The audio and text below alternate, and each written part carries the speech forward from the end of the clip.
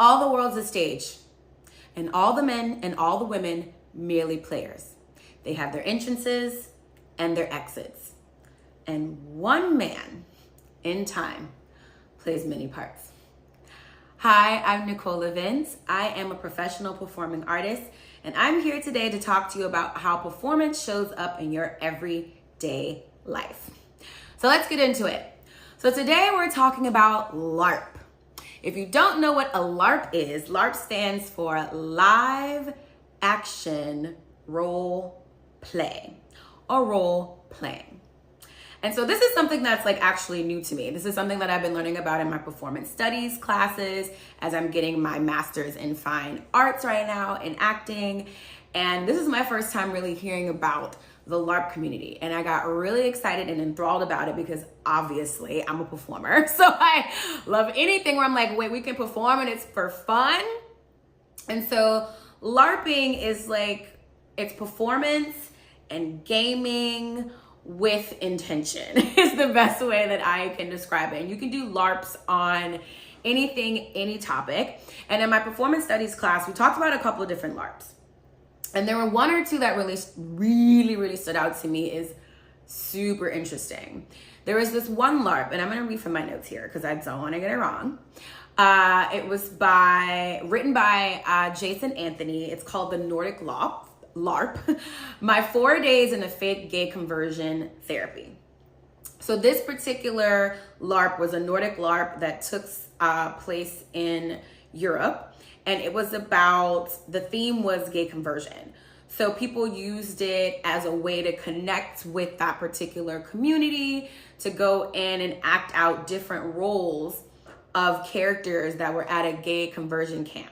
And so you're given a role ahead of time in a booklet that has your role and the other players that you're gonna be playing with, certain things that you're gonna do and encounter. So it's an entire storyline that you get to live out, where the people that set up the LARP create this world for the players to play in, to live out this live action role play over 4 days. And the theme happened to be gay conversion.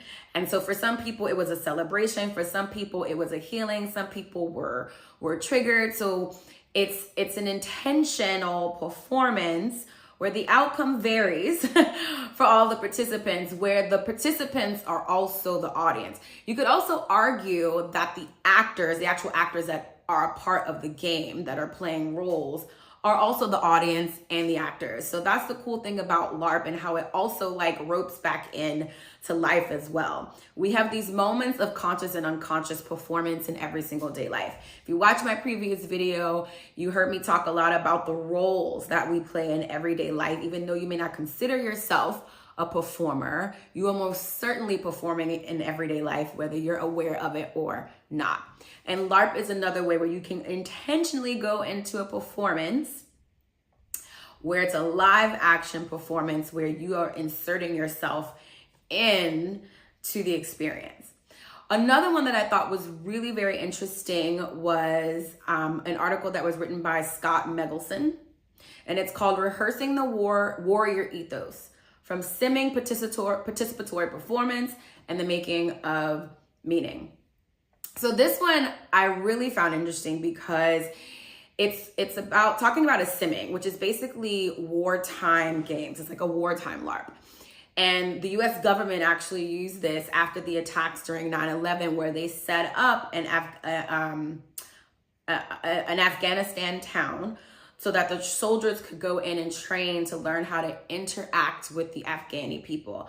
And so they hired people of that native tongue to come and be actors and live out these different real world experiences. There were rules, there were costumes, there was certain dialogue. It erected an entire world to live out this LARP as a way to train.